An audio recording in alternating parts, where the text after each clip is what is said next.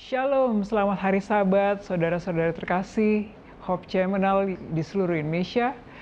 Pada tema kesehatan pagi hari ini adalah bebaskan dirimu dari kecemasan. Siapa di antara kita yang tidak pernah merasa cemas? Pasti ada di antara kita selalu ada kondisi ini. Bagaimana tidak ya, kita hidup dalam dunia yang penuh dengan tekanan, baik pekerjaan, sekolah, di rumah tangga, bahkan finansial kita juga mungkin mengalami kondisi kecemasan yang tidak bisa kita elakkan. Nah, saudara-saudara terkasih, faktanya adalah bagian dari hidup yang dihadapi oleh setiap orang adalah kecemasan. Jadi jika Anda saat ini memiliki banyak sekali kekhawatiran, banyak sekali pikiran-pikiran yang tidak dapat dikendalikan, mungkin memang itu adalah bagian yang memang harus kita lewati setiap harinya. Kita juga perlu melihat bahwa konteks masyarakat saat ini sangat sekali banyak tantangannya ya. Ketidakpastian, kemudian juga kerentanan masyarakat yang mempengaruhi kondisi-kondisi mental kita menjadi jauh lebih rentan. Nah, saudara-saudara terkasih, pertanyaan utamanya adalah bagaimana kita bisa hidup bebas dari kecemasan, terutama bagi Anda sebagai anak-anak Tuhan dan juga kepada kita semua. Ini adalah sebuah pertanyaan besar, apakah bisa kita bebas dari kecemasan selama kita masih dalam kondisi dunia yang tidak penuh dengan kepastian. Tapi sebelum menjawab itu semua, kita kenali dulu yuk mengenai kecemasan itu apa. Secara psikologi, kecemasan adalah kondisi emosi yang ditandai dengan perasaan tegang, pikiran khawatir, dan perubahan-perubahan fisik seperti peningkatan tekanan darah, susah tidur, gangguan pencernaan, dan kondisi-kondisi lainnya yang tentunya akan mempengaruhi pada kondisi pikiran setiap orang dan juga mempengaruhi perilakunya. Nah, tentunya kita tidak mau dong ya berada dalam kondisi itu secara terus-menerus. Bapak Ibu, dampak dari kecemasan adalah kondisi yang sangat luar biasa. Jika tidak Anda kelola, kecemasan dapat menyebabkan berbagai gangguan masalah kesehatan. Tidak hanya secara mental, tapi secara fisik. Bayangkan, ketika Anda mengalami banyak tekanan tersebut, Anda jadi sulit untuk berkonsentrasi untuk melakukan sesuatu yang seharusnya bisa Anda lakukan. Tentunya kita perlu pahami dulu, dalam kondisi kecemasan ini apa saja sih penyebab-penyebab dari kondisi kecemasan. Setidaknya ada beberapa hal yang mungkin dapat saya sampaikan kepada Bapak dan Ibu dari kondisi penyebab kecemasan di dalam diri Anda sendiri. Pertama, kondisi persepsi. Ada kondisi di mana pikiran-pikiran kita merasa takut untuk tidak dapat memenuhi harapan-harapan orang lain terhadap diri kita. Hal yang kedua adalah bagaimana kondisi nilai-nilai yang kita serap, kita hadapi menjadi penentu harga diri kita di kemudian hari. Yang ketiga penyebabnya adalah rasa takut itu sendiri. Takut kehilangan, takut tidak diakui oleh orang lain. Takut itu akan mempengaruhi pada kondisi pikiran Anda. Memenuhi ruang-ruang pikiran Anda sehingga mempengaruhi pada emosi, mempengaruhi pada perilaku kita setiap hari. Dan juga terakhir adalah penyebabnya kurang kontrol, merasa tidak berdaya, dan kurang ada kendali dalam kondisi pikiran-pikiran tersebut. Apakah kecemasan itu sesuatu yang mengkhawatirkan? Apakah kecemasan itu adalah kondisi yang tidak boleh kita miliki? Tentu jawabannya tidak. Kecemasan adalah kondisi yang sangat wajar. Kita boleh memiliki rasa tersebut. Tetapi sekali lagi bahwa dalam kondisi emosi apapun, kecemasan adalah bagian dari salah satu jenis emosi itu. Masih banyak jenis emosi lainnya yang tentunya Anda harus mampu mengelolanya dengan baik. Tetapi pada banyak umumnya, manusia seringkali mengalami kondisi ini setiap hari, bahkan setiap detik dalam hidupnya. Nah, Bapak Ibu, kita perlu juga pahami ya, peningkatan kasus kecemasan dan depresi di seluruh dunia ini sudah sangat besar sekali kasusnya. Dan ini menjadi sebuah kegawat daruratan bagi pemahaman masalah kesehatan mental di seluruh dunia. Bapak dan Ibu perlu memahami, kenali baik-baik, sadari bahwa kondisi ini jangan dianggap remeh, jangan dianggap lalu, kita harus peduli bukan hanya pada di sekitar lingkungan kita, tapi diri kita sendiri juga harus kita mulai kondisi kesadaran itu. Kecemasan ini jika tidak dikelola dengan baik, tentunya bisa mempengaruhi banyak kondisi hal-hal yang bisa kita lakukan. Dan tantangannya apalagi Bapak Ibu? Tantangan dari kondisi kecemasan ini bisa mempengaruhi kondisi fisik, mental, tentunya spiritual kita. Mental kita menjadi jauh lebih rentan, kesehatan fisik kita juga menjadi menurun, kondisi spiritual kita karena kondisi kecemasan kita menjadi jauh dari Tuhan. Kita menyalahkan Tuhan, kita menyalahkan diri sendiri bahkan lingkungan.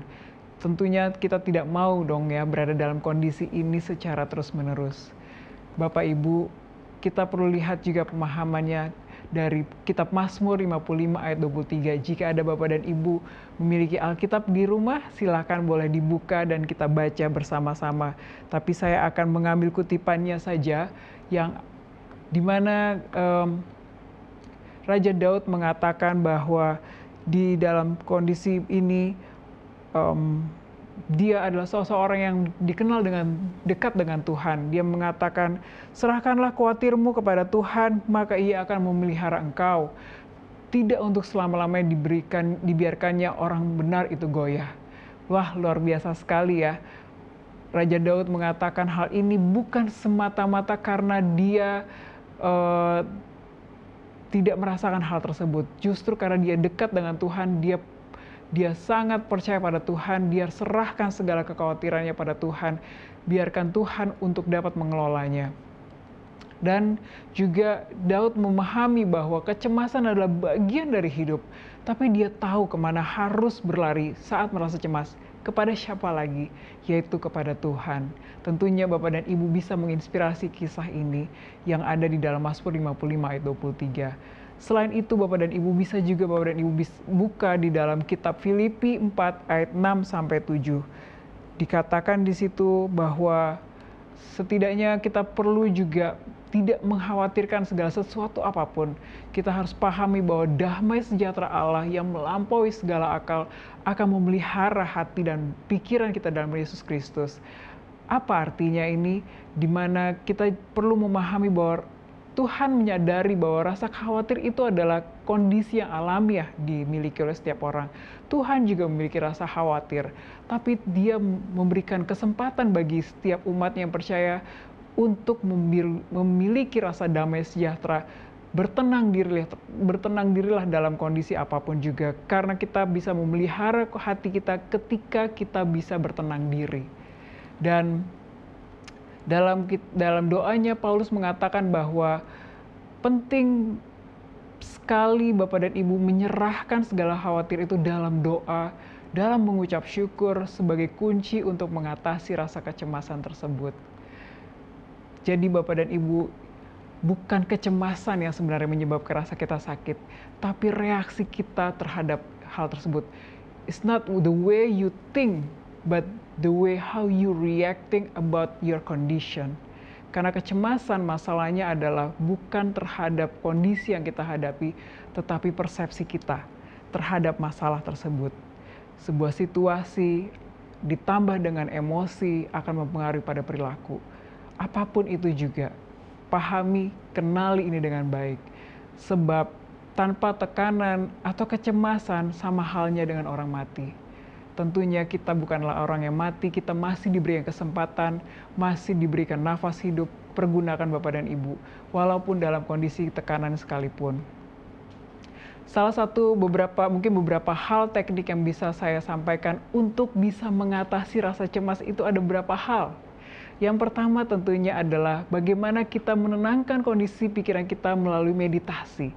Meditasi itu bisa dilakukan dengan berbagai cara, berdiam diri, berdoa, mengatur pernafasan kita, relaksasi, bahkan bisa juga kita mungkin mencari tempat yang tenang untuk bisa memberikan kondisi, melepaskan emosi-emosi kita yang tidak baik. Dan yang ketiga adalah bagaimana kita mengatur pola-pola waktu yang sementara ini kita harus jalankan. Ingat Bapak dan Ibu, waktu kita hanya 24 jam dalam satu hari. Apakah kita mau menghabiskan itu dengan percuma? aturlah sesuatu yang lebih prioritas supaya Anda bisa memahami dan mengenal apa yang harus didahulukan dalam pekerjaan, dalam hal-hal yang Anda pentingkan. Tidak semua hal harus Anda lakukan dalam satu waktu.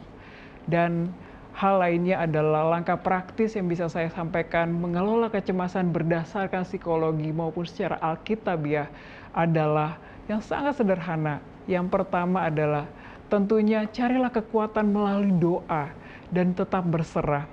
Karena saat cemas, berdoalah, bertekunlah dalam doa, serahkan segala kekhawatiranmu.